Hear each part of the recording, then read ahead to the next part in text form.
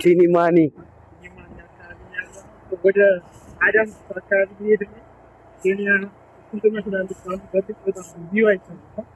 እቺ ትመስላለች። ኬንያ በሞተር ነው አየህ፣ ትዘጋጋለች በጣም። አዎ በመኪናማ አይታሰብም እንዴ!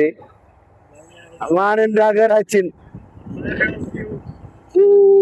እዚህ ከመጣሁ ነው ራሱ በሞተር መሄድ የጀመርኩት። አዎ እንዴ ሀገራችንማ እንዴት በሞተር ኢንጆይ እያደረግን ነው የምንሄደው። ከተማዋን እያት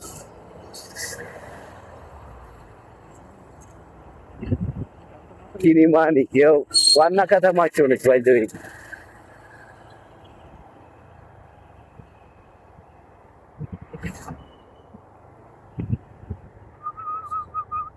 አፍሪድ ነው